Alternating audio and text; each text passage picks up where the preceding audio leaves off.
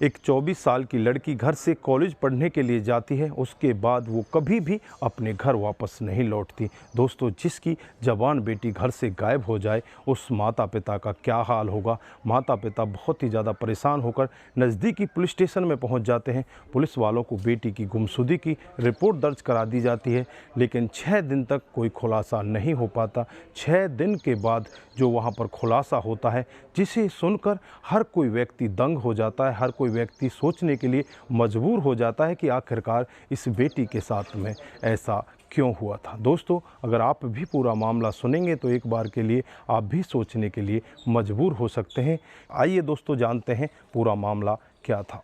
नमस्कार, जय हिंद। आप देख रहे हैं APH न्यूज़ राहुल रावत के साथ। तो दोस्तों, आज की जो हकीकत की घटना आपको बताने जा रहा हूं, दिल्ली के अंदर एक थाना क्षेत्र आता है मॉडल टाउन, और इसी के अंतर्गत एक गांव आता है रजपुर गुरु मंडी गांव। ये रजपुर गुरु मंडी गांव की हकीकत की घटना है। यहाँ पर संजीव चौहान नाम का एक व्यक्ति, जिसके 3 बच्चे होते हैं, उसकी पत्नी का नाम कविता देवी और बड़ी वाली बेटी का नाम पायल, उससे छोटी वाली बेटी का नाम आरजू, जिसकी उम्र 24 साल होती है, जो BA फाइनल ईयर की स्टूडेंट होती है। उससे छोटा एक लड़का होता है जिसका नाम कृष्णा होता है। घर परिवार बड़े ही अच्छे से चल रहा होता है। 2 फरवरी 2016 का वाक़या होता है, जब आरजू अपने घर से कॉलेज के लिए जाती है।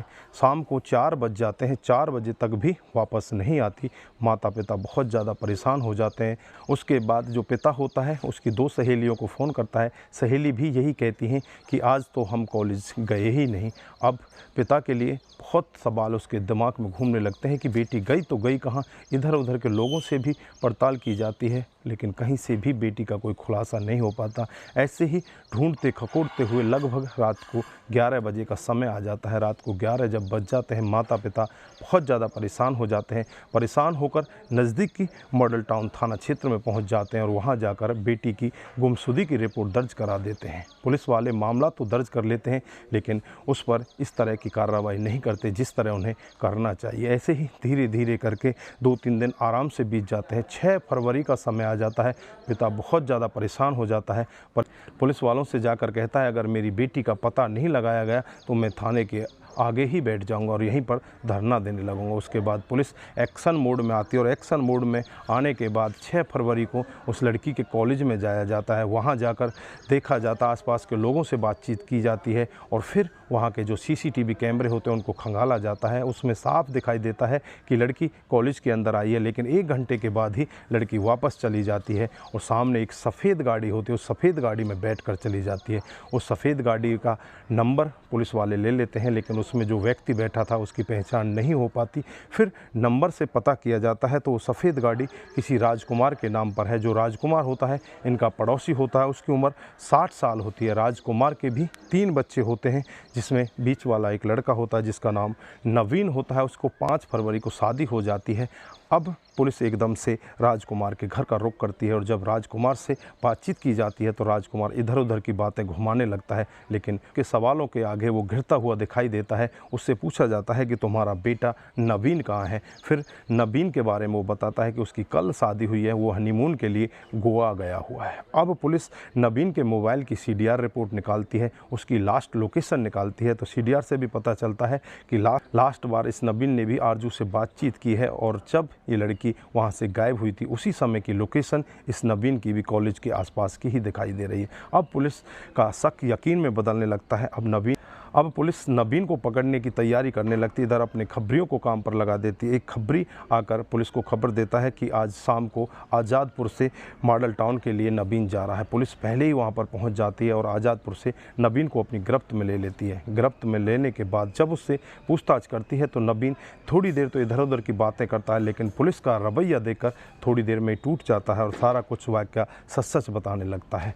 नवीन बताता है कि साहब, आज से 2 साल पहले का वाक़या होता है, जब मैं एक दिन बाज़ार गया था तो ये लड़की आरजू ये भी बाज़ार जाती है। हमारी मुलाकात बाज़ार में होती है, एक दूसरे से हम बातचीत करते हैं और बातचीत करते करते हम एक होटल के अंदर पहुंच जाते हैं। वहां पर खाना खाकर हम एक दूसरे का नंबर ले लेते हैं। उसके बाद हमारा जो बातचीत का सिलसिला है वो डेली होने लगता है। इस तरफ बढ़ जाता है कि हम दोनों एक दूसरे के प्यार प्रसंग में आ जाते हैं। जब भी हमारा मन करे एक दूसरे के साथ मिलजुल लिया करते हैं।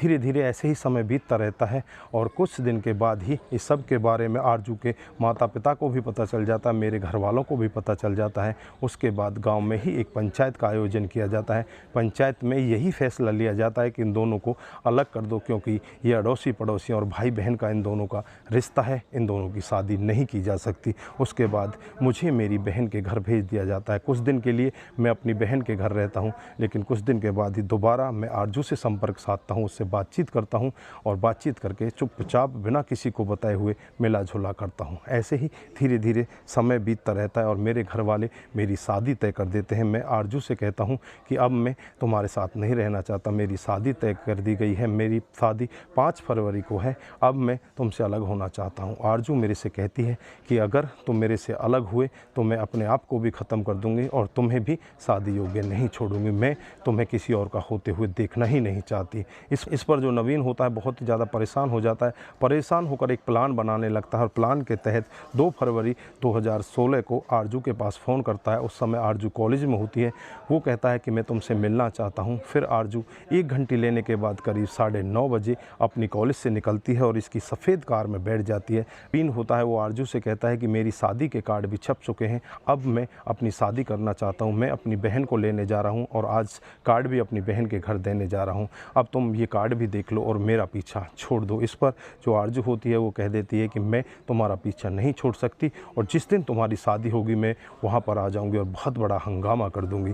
अब नवीन को बहुत ही ज़्यादा गुस्सा आने लगता है और गुस्से में आरजू का जो दुपट्टा होता है उसी से उसके गले को दबाने लगता है और तब तक दबा कर रखता है जब तक उसकी जान नहीं निकल जाती। अब उसके हाथ पैर फूलने लगते हैं कि आरजू तो मर चुकी, अब करूँ तो क्या करूँ। फिर अपनी गाड़ी की डिग्गी खोलता है और आरजू की डेड बॉडी को उस डिग्गी के अंदर बंद कर देता है। उसके बाद अपनी बहन के घर चला जाता है। ना तो बहन को कुछ पता लगने देता कि यहाँ पर हुआ क्या है। उसके बाद बहन को लेकर अपने घर आ जाता है। शाम को लगभग 7 बजे का वक्त होता है। अब जो नवीन होता है बहुत ज़्यादा परेशान हो जाता है, अब करे तो क्या करे। फिर वो अपने भाई और अपने पिता को इस सब के बारे में बता देता है। पिता भाई भी उसकी मदद करने लगते हैं और उस डेड बॉडी को उठाकर घर के अंदर एक सेफ जगह पर छुपा दिया जाता है। उसके बाद उसके ऊपर कपड़े डाल दिए जाते हैं। जैसे ही अगला दिन आता है, नवीन बाज़ार से कुछ परफ्यूम की बोतल ख़रीद कर ले आता है और परफ्यूम की बोतलों को उसके ऊपर छिड़क दिया जाता है जिससे कि इसमें के अंदर से बदबू ना आ सके। ऐसे ही शादी हो जाती है और शादी से जैसे ही अगला दिन आता है 6 फरवरी को, ये घर वाले अपने एक रिश्तेदार जो इन लड़के का मामा होता है जिसका नाम कृष्णा और कृष्णा के साथ ही एक और लड़का होता है इसका नाम राकेश, इनको भी शामिल कर लिया जाता है। ये सभी लोग इस डेड बॉडी को ठिकाने लगाने के लिए सोचने लगते हैं। उसी समय पुलिस मौके पर पहुँच जाती है और जब पुलिस घर में आती है और जो घर का मुखिया होता है जिसका नाम राजकुमार होता है एकदम से हड़बड़ाने लगता है और ये प्लान यहीं पर ठप हो जाता है। उसके बाद पुलिस इस लड़के नवीन को गिरफ्तार कर लेती है जो इस पूरे मामले को बता रहा होता है। दोस्तों, जब पुलिस भी ये पूरा मामला सुनती है तो एक बार के लिए उसकी भी आंखें फटी की फटी रह जाती हैं। वो भी सोचने के लिए मजबूर हो जाती है कि आखिरकार कोई व्यक्ति इतना बड़ा क्रिमिनल कैसे हो सकता है। उस नवीन की ही तहरीर पर पिता राजकुमार, भाई संदीप और मामा कृष्णा राकेश के खिलाफ ये मामला दर्ज कर लेती है। दर्ज करके इन सभी को गिरफ्तार कर लिया जाता है। गिरफ्तार करके इन्हें जेल के अंदर बंद कर दिया जाता है।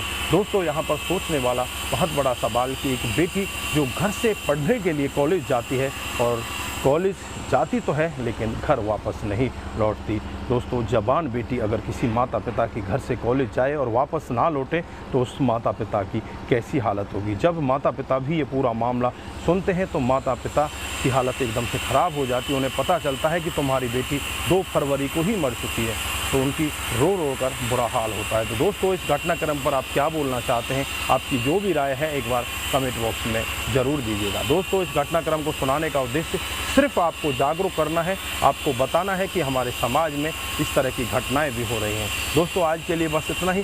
फिर मिलते हैं किसी नए मोड़ के साथ। तब तक के लिए आप अपना ख्याल रखें, अपने परिवार का ख्याल रखें, सतर्क रहें, सावधान रहें और ऐसे क्राइम को अपने आसपास ना होने दें। नमस्कार, जय हिंद।